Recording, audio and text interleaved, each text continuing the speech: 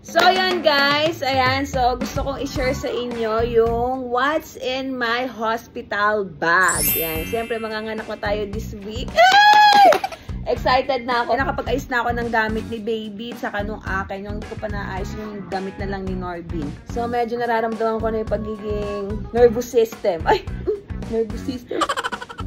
So, yan, nakapag-ayos na ako. Ilalagay ko na lang siya sa maleta. So, yung maletang gamit ko is yung pang hand carry lang. So, ang una kong ginawa is bumili ako sa TikTok shop ng mga ganitong label. Ayan, mga label na ganito. Para hindi na malilito yung kasama ko.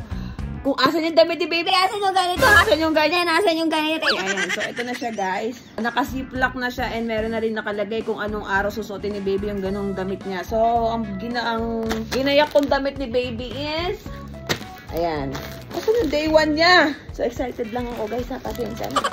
So, ito guys, meron na siyang baby day 1. Oh, ayan, day 1 niya. Ito susuotin niya sa day 1 niya. So, ilalagay na natin sa maleta. Tapos, ito yung may baby number 2.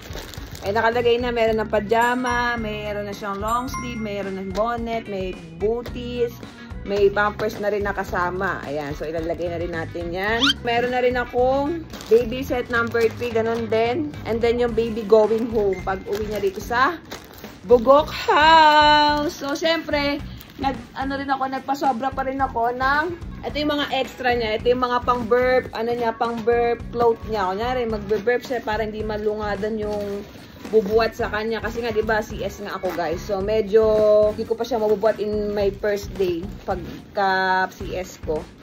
So, yan. Lalagay ko na siya dito, guys. Ayan, si Monica yung nag-assemble. Ayan, so, papakita ko yung mga baby essential. O, diba? Malaking bagay itong sticker na to, guys. Kasi, ang tagal ko kasi bago nasundan ulit si Noah, almost 5 years. Bago ulit ako nagka-baby, so medyo nagkapaka pa ulit ako bago ako sa mga, hindi ko na alam kung ano yung mga dadalhin ko, ganon. So, meron na rito ako guys na baby oil. And meron na rin baby wipes, alcohol, cotton buds, baby wash, thermometer, diaper, and changing diaper. So, ito yun guys. Lalagay na natin siya. And then, ang ginawa ko, wala kasi ako maisip na kung saan ko ilalagay yung mga bottles, yung mga breast pump ko, yung breast pad ko. Naisip ko, may binili nga pala ako sa TikTok. Ayan, oh. Ang ganda. So, dito na siya nakalagay yung, nakalagay yung mga breast pad. Kasi mga magpapa-breastfeed ako. Di ko lang alam kung hanggang kailan. Pero sana matagal. Kasi nga, di ba, tatrabaho ako. So, hindi siya pwedeng, mag-iipon ako ng mag-iipon ng milk. Naway, marami tayong milk, guys.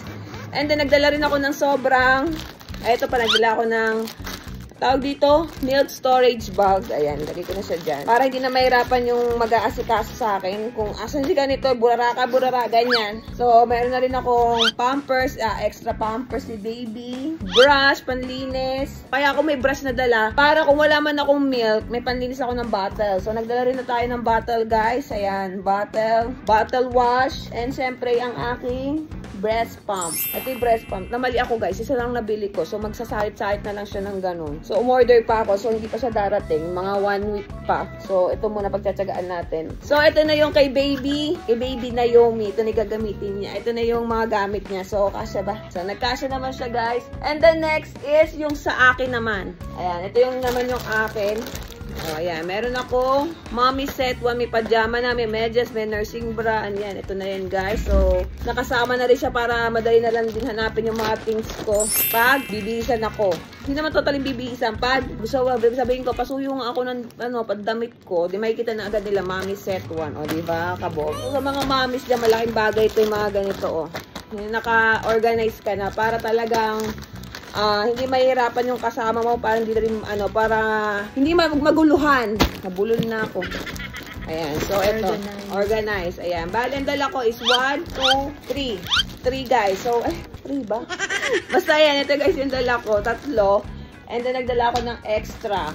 Ayan, nandito na yung mga extra diyan. Nandito yung face mask, yung face towel, medyas, yung mga damit pa na iba. Ito yun, Ito yung bra. Ayan. So, pinagsama ko kasi ito siya, magkakasama kasi. Ayan, naka-organize kasi. So, ito na siya magkakasama. Mag-aayap lang tayong lagayan ni mommy. Inuna ko muna yung damit ni baby. And then, syempre, hindi ko makakalimutan ng aking toiletries. Ayan, so ito na siya guys. Nandito na siya sa transparent na Sa TikTok ko lang din nabili to. Ayan, so wala pa dito yung sabon, yung shampoo, yung feminine wash and conditioner. Kasi di naman ako maliligo doon kasi nga, bawal. Sumusunod ako sa mga pamahiin ng mga mother ko. So, dala ko lang toothbrush, yung panghilap sa mukha. At syempre yung, yung baby wash ni baby, manghihiram na lang ako. So, ito yun guys. Ito ang aking mini makeup. Syempre, pagkapanganak natin, pag kaya ko nang mag-ayos-ayos, edi mag-aayos tayo. So, ayan guys, meron akong suklay. Ayan, foundation. Syempre, mamaya, di ba? Alam niyo na. Tapos, concealer. And then, lip gloss. Wala pa dito guys, yung mga blush on, kukunin ko pa sa taas. Yon, kukunin ko pa mamaya sa taas. Ayusin ko pa rin kasi nga wala pa tayong maleta. Yun lang. Tapos ano pa ba? Mga extra na lang. Ito, ayan. Nagdala ko ng napkin. Siyempre, pampers and binder. Para yun na ako lagi pagkamalang buntes. Gigil ako sa inyo. Ayun lang naman. Sinay ko lang yung hospital bag ko. Wala namang pakwenta-kwenta. Siyempre, meron tayong para kumot. Ayan, may kumot na din tayo para magamit sa hospital. And towel. Puti na lang may kasamang sticker din tong mga information para hindi mamali ng spelling. Kunyari, ang father's name, lalo na yung pangalan ni baby, di ba? Ang dami ngayon ang dami ko kasing mga ilan sa mga friends ko, ang daming problema sa name, yung apelido, yung spelling ng pangalan. So ngayon, isusulat ko na dito ngayon kung ano yung name na buo ni baby, kung ano talaga yung pinaka-name niya. So gagayahin na lang talaga nung magsusulat. Ewan ko na lang talaga pag namali pa. Kasi mga sticker na din. Oh, di ba? Cutesy. So yun lang guys, yun lang naman laman ng aking hospital bag. Yun lang guys, pag-pray nyo ang aking safe na delivery. Nakakahingal na. Malapit na ako makita mag-TikTok ng bongga-bongga. Babalik alindog na tayo. Pero for the meantime, kay baby muna tayo magpo-focus. And naway, makalabas kami ng safe. So yun lang guys, I love you. And makikita nyo si baby sa vlog. So yun lang, ito na guys yun. Kalat Ito yung maleta ni baby.